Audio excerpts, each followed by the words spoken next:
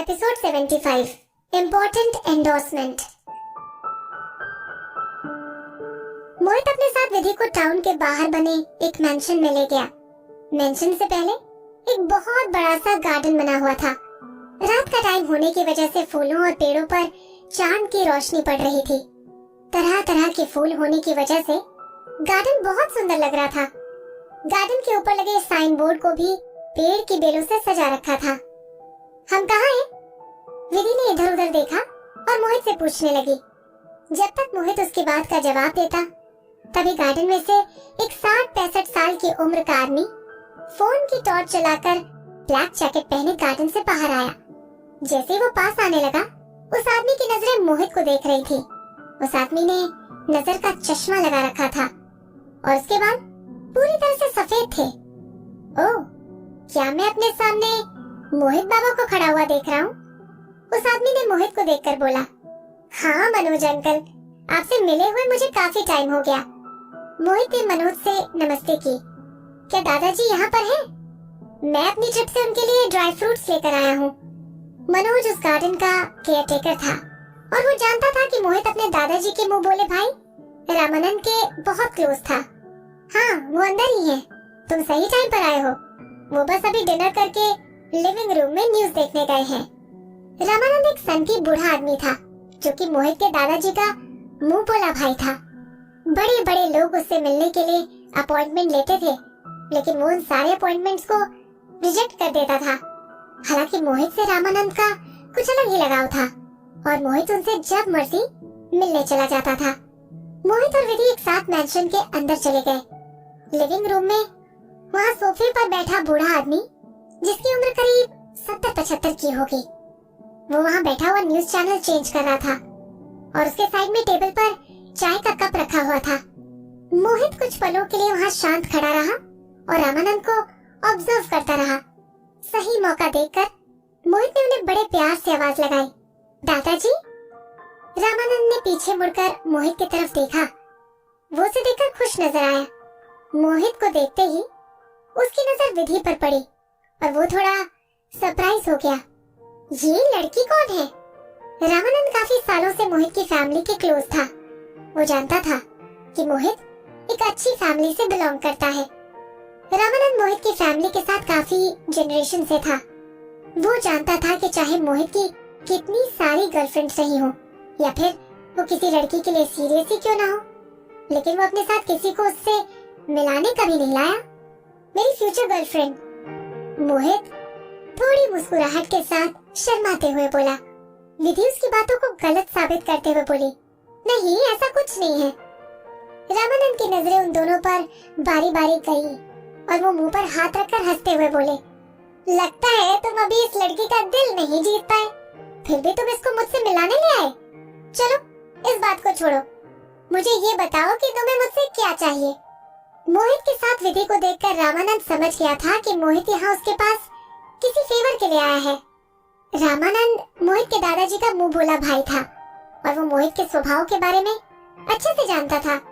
रामानंद ने मोहित को अपनी आंखों के सामने बड़ा होते हुए देखा था।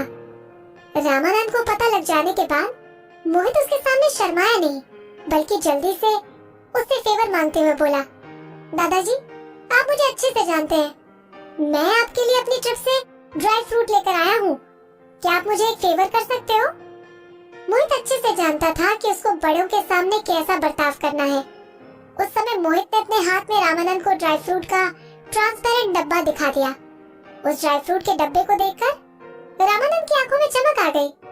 ये तो कश्मीर के ड्राई फ्रूट्स लग रहे हैं। इस सीजन में तो कश्मीर के ड्राई फ्रूट्स जल्दी खत्म हो जाते हैं।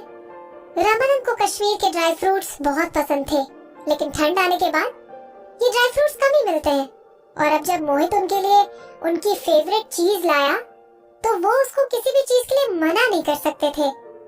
रामानंद ने मोहित से पूछा, तुम्हारे दादाजी ने मुझे बताया कि तुम मुंबई जा रहे हो।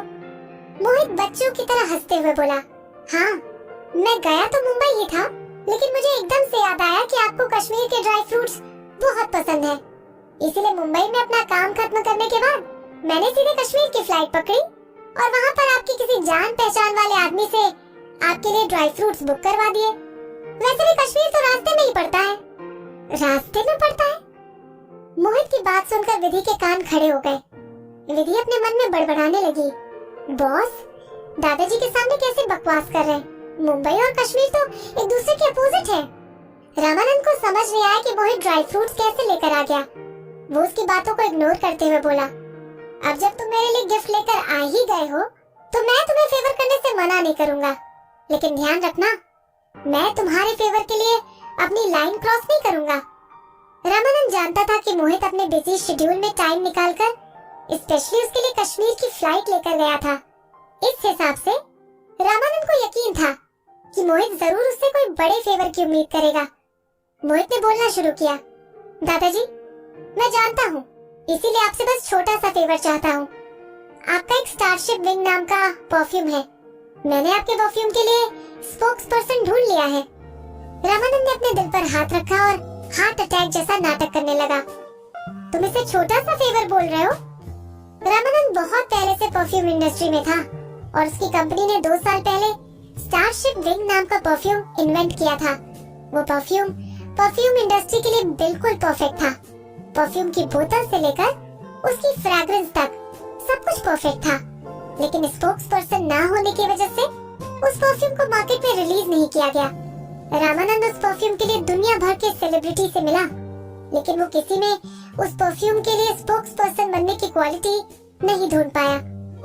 रामानंद हैरान और मोहित पर थोड़ा नाराज हो गया। मुझे पता ही था तुम जरूर मेरे से कुछ अटपटा फेवर मांगोगे। तुम्हें पता भी है, starship wing perfume Chopra family के खजाने जैसा है। तुम्हारे भाई विवेक चोपड़ा और तुम्हारी बहन राशि चोपड़ा का फ्यूचर इस परफ्यूम पर डिपेंड करता है। मुझे बताओ, तुमने किसको स्पोक्स पर्सन के लिए अप्रोच किया है? मेरी फ्यूचर गर्लफ्रेंड, वेवे डांस एंटरटेनमेंट की फ्यूचर दीवा विदुषी शर्मा। दादाजी, मेरी बात सुनो, विदुषी के पास स्टेटस और पॉपुलैरिटी दोनों है। वो आपकी स्टारशिप विंग परफ्यूम के लिए सही रहेगी। मोहित ने ये बात विधि की तरफ मुस्कुराते हुए कही। मोहित के मन की बात जानने के बाद विधि को समझ आया कि मोहित उसको अपने साथ यहाँ पर क्यों लेकर आया है। विधि की आंखें नम हो गई। मोहित उसके लिए सबसे इम्पोर्टेंट शूट अरेंज करने आया था, जबकि बाकी सारे लोग विधि को टर्मिनेट करने के लिए सोच रहे थे। विधि ने अंदाजा लगा लिया था कि जिस चोपड़ा फैमिली की बातें मोहित और रामानंद कर रहे थे, वो वही जानी पहचानी फैमिली थी जिनके नाम पर कोलोसल परफ्यूम एम्पायर था, और जो उसके सामने बूढ़ा आदमी बैठा हुआ था वो और कोई नहीं बल्कि चोपड़ा परफ्यूम कंपनी का फाउंडर रामानंद चोपड़ा था। रामानंद और भी ज्यादा सीरियस होकर विधि की तरफ देखने लगा। इस लड़की में ऐसी क्या कैपेबिलिटीज हैं जो ये लड़की हमारी कंपनी के लिए इतना इम्पोर्टेंट एंडोर्समेंट कर सकती है? मैं अब किसी की फालतू बकवास नहीं सुनूंगा। मैं बस इस लड़की के मुंह से लेजिटिमेट रीजन जानना चाहता हूँ। रामानंद ने अपनी तरफ से मोहित को अपनी बात समझाने का मौका दिया।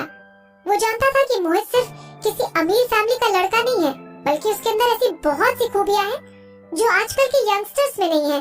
अगर रामानंद के खुद के पोता पोतियों ने उसको किसी नॉर्मल लुकिंग जवान लड़की से इतनी इम्पोर्टेंट एंडोर्समेंट के लिए मिलवाया होता तो वो उनको तुरंत भगा देता, लेकिन यहाँ बात मोहित की थी। रामानंद को जवाब देने के बजाय मोहित ने विधि से पूछा, क्या तुम इस काम को लेकर कॉन्फिडेंट हो विदुषी?